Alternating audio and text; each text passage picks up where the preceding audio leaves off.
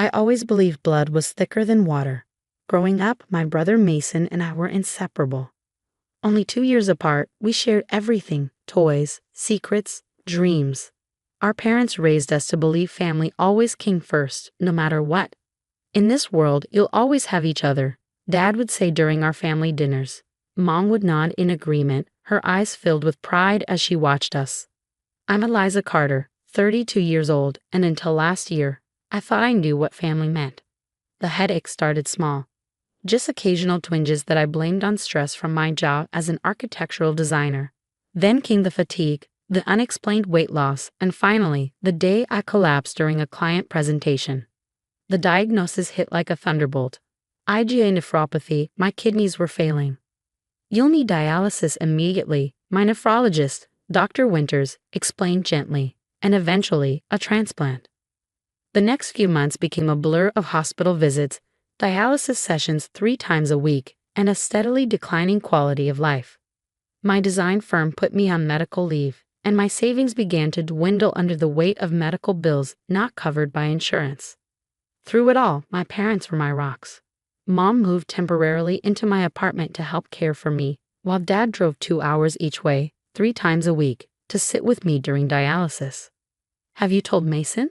Mom asked one evening as she changed my bedsheets while I rested, exhausted from another dialysis session.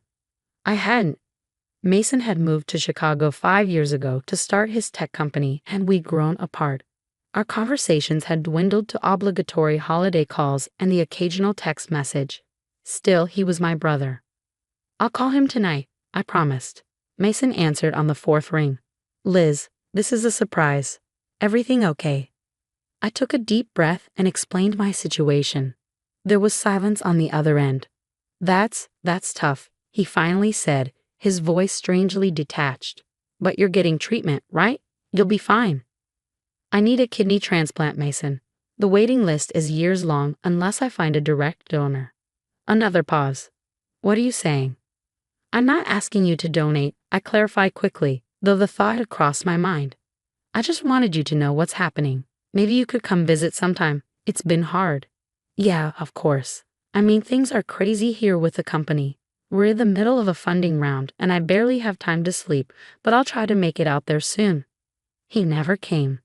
The weeks turned into months. Mason sent a generic get-well bouquet once with a card signed by his assistant. When Mom called to tell him how serious my condition had become, he always had an excuse: investor meetings, product launches, business trips. Then Dr. Winters delivered the news that changed everything. We've checked your family members for compatibility, she said during one of my appointments. Your brother is a match, Eliza. Hope fluttered in my chest. That's great news, right? Dr. Winters nodded cautiously. Yes, but we haven't been able to reach him directly to discuss donation. We've left several messages. That night, I called Mason myself. The hospital's been trying to reach you, I said without preamble when he answered. You're a match, Mason. A match for what? He asked, though I could tell from his voice he already knew. For a kidney donation. You could save my life. The silence stretched so long, I thought we'd been disconnected. I can't do that, Liz, he finally said. I'm sorry. I felt like I'd been slapped. What do you mean we can't? My company is at a critical juncture. The recovery time alone would tank everything I've built. There are hundreds of people depending on me. And I'm depending on you to help me live, I whispered. There are other donors, other options, he said dismissively. I just can't risk everything right now. Maybe in a year or 2. The doctors say I don't have a year. I cut in, my voice breaking. Mason, please. I'm sorry, Liz, I truly am. But I just can't. After we hung up, I stared at the wall for hours, the betrayal burning like acid in my throat. When Mom found me the next morning, still sitting in the same spot, she knew something was wrong. He said no, I told her, my voice hollow. He won't do it. The look of shock and disappointment on my mother's face mirrored my own feelings. Dad was less restrained. That's selfish, ungrateful, he started, pacing my small living room. After everything we've done for him, his own sister. My parents called Mason themselves that night. I could hear Dad's raised voice from my bedroom, Mom's tearful pleas. It made no difference. Mason's decision was final. 2 weeks later, a miracle happened. An anonymous donor was found through the hospital's paired exchange program. Someone who didn't match their intended recipient matched me, and my paired donor matched them. I would get my transplant after all. The surgery was successful, and slowly I began to recover. Life started to return to something resembling normal. I went back to work part-time, began rebuilding my strength, and tried to move past Mason's betrayal. 6 months after my transplant, I received an unexpected call. "Liz, it's me." Mason's voice sounded different, strained, desperate. "I need to talk to you. It's important." Despite everything, curiosity got the better of me. "I'm listening." "My company's in trouble. Our main product had a fatal flaw that we didn't catch before launch. There's a class action lawsuit, and investors are pulling out." He took a shaky breath. "I'm on the verge of losing everything." "I'm sorry to hear that," I said, surprised to find I actually meant it. Whatever he'd done, I didn't wish ruin upon him. "The thing is," he continued, his voice brightening slightly, "there's a way to save it. A new investor is willing to step in, but they want co-investors to show confidence in the company's future. I need to raise $250,000 to secure their backing." I nearly laughed. "And you're calling me for this?" "You're the only one I can turn to," he said, his voice taking on the sincere tone I remembered from our childhood, the one he used when trying to convince me to cover for him after breaking Mom's favorite bass. "Dad won't take my calls, and Mom just cries." "But you've always understood me, Liz. You know I wouldn't ask if it wasn't absolutely critical." "How much are you asking for?" I was curious to hear the figure.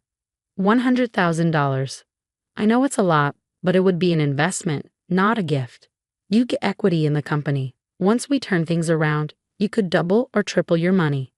The audacity was breathtaking. This was the same brother who couldn't risk everything to save my life, now asking me to risk my financial security to save his business.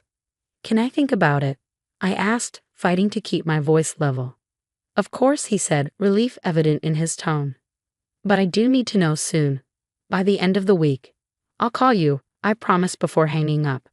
That night, I pulled out the stack of medical bills I'd accumulated during my illness. Insurance had covered much of it, but my out-of-pocket expenses still totaled over $30,000. Money I'd drained from my savings, took loans for, and was still paying off. I also found the journal I'd kept during my illness, the record of my fear, my pain, and yes, my anger at Mason's abandonment when I needed him most. By morning, I knew what I needed to do.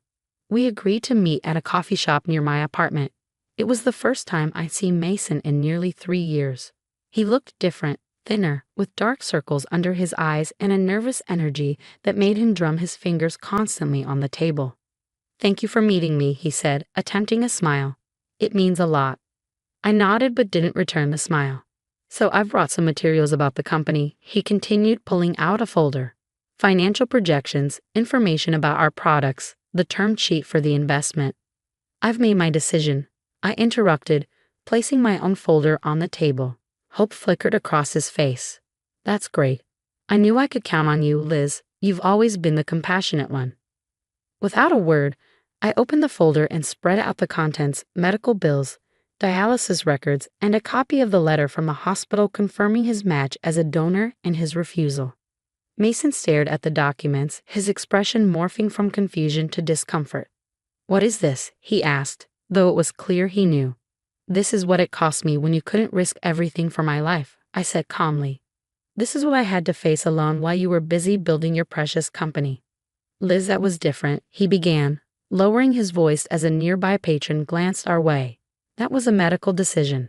This is business." "No, Mason," I cut him off. "That was a family decision. You chose your business over my life. And now you want me to choose your business over my financial security?" He had the grace to look ashamed, at least momentarily. "I know how it looks, but I'm desperate here. Everything I've worked for is about to collapse.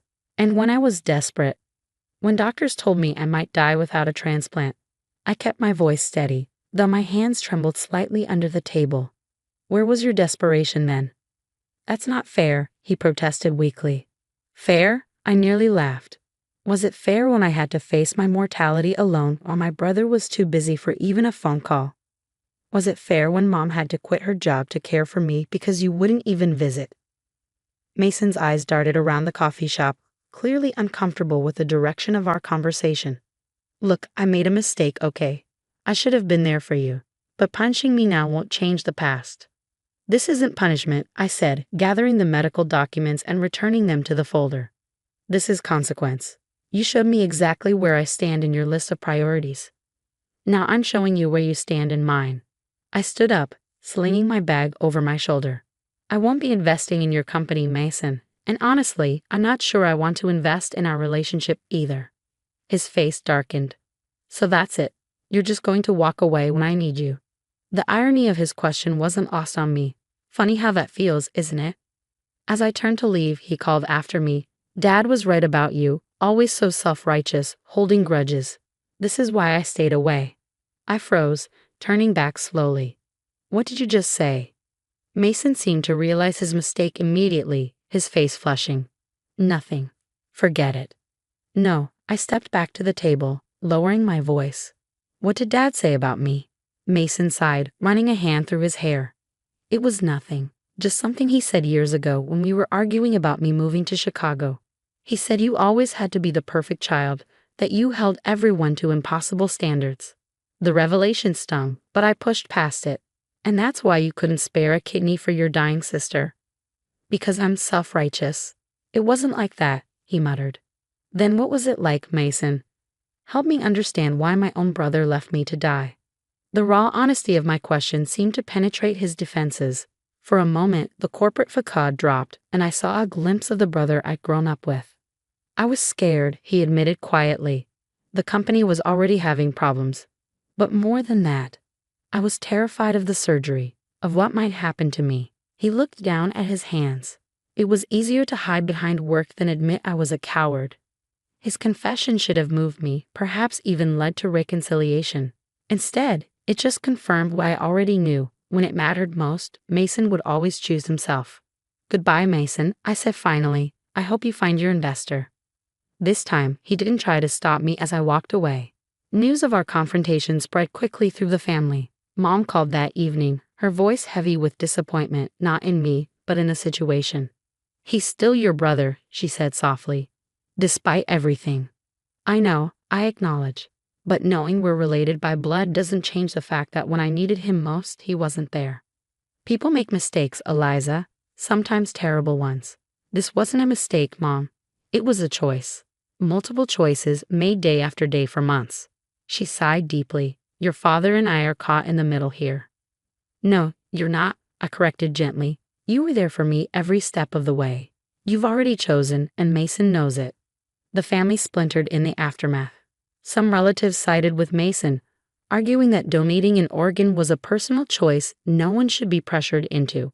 Others stood firmly with me, outraged by his abandonment during my illness and his subsequent audacity in asking for money. Dad, surprisingly, tried to mediate. You're both my children, he told me during a tense dinner. I can't choose between you. You don't have to choose, I assured him. I'm not asking anyone to cut Mason off. I'm just choosing to protect myself from someone who's proven they won't be there when it matters. 3 months later, I received a small package in the mail. Inside was a check for $30,000 and a handwritten note from Mason. Liz, this doesn't begin to repay what I owe you, but it's a start. The company's gone. Bankruptcy was finalized last week. Turns out I couldn't save it even with the investor's help. I'm moving back home next month. Got a job at Davis Tech downtown. It's not what I dreamed of, but it's something. I know I don't deserve your forgiveness. I'm not even asking for it, but I am asking for a chance to show you that I've changed, that I can be the brother you deserved all along. If you're willing, I'd like to meet. Your terms, your place, your time. Either way, this money is yours. This wasn't a mistake, Mom. It was a choice. Multiple choices made day after day for months. She sighed deeply. Your father and I are caught in the middle here. No, you're not, I corrected gently. You were there for me every step of the way. You've already chosen, and Mason knows it. The family splintered in the aftermath. Some relatives sided with Mason, arguing that donating an organ was a personal choice no one should be pressured into. Others stood firmly with me, outraged by his abandonment during my illness and his subsequent audacity in asking for money. Dad, surprisingly, tried to mediate. You're both my children, he told me during a tense dinner. I can't choose between you. You don't have to choose, I assured him. I'm not asking anyone to cut Mason off. I'm just choosing to protect myself from someone who's proven they won't be there when it matters. 3 months later, I received a small package in the mail. Inside was a check for $30,000 and a handwritten note from Mason. Liz, this doesn't begin to repay what I owe you, but it's a start. The company's gone. Bankruptcy was finalized last week. Turns out I couldn't save it even with the investors' help. I'm moving back home next month. Got a job at Davis Tech downtown. It's not what I dreamed of, but it's something.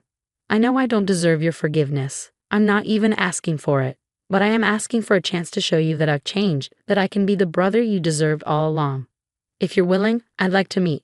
Your terms, your place, your time. Either way, this money is yours. It covers your medical bills, but it can't cover my absence when you needed me. Nothing can. Mason.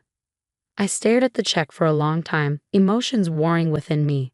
The money would help immensely with my remaining medical debt, but accepting it felt complicated, like putting a price tag on the betrayal. In the end, I deposited the check and texted Mason. Sunday, 2 p.m., the park bench by the lake where we used to feed ducks as kids. His reply came instantly. I'll be there. Thank you. I don't know what will happen when we meet. Maybe we'll find a way forward, or maybe we'll confirm that some breaches can't be repaired. What I do know is that I'm no longer the same person who believed family obligation trumps all else, regardless of how you're treated. Sometimes the family you choose, the friends who show up, the colleagues who sent cards, the anonymous donor who gave me a kidney when my own brother wouldn't, proves more reliable than the family you're born into. And sometimes the most important lesson family can teach you is that love without respect and action is just an empty word. I don't regret walking away from Mason that day in the coffee shop. I don't regret showing him the consequences of his choices. What I do regret is that it took nearly losing my life to understand what truly matters, not blind loyalty to family, but loyalty to those who demonstrate through their actions that they deserve it. As I wait to meet my brother this Sunday, I'm not looking for apologies or explanations. I'm looking for evidence that he's capable of change, and if he isn't, I'm finally strong enough to walk away for good. My new kidney functioning perfectly, my heart healing slowly, and my understanding of family forever transformed.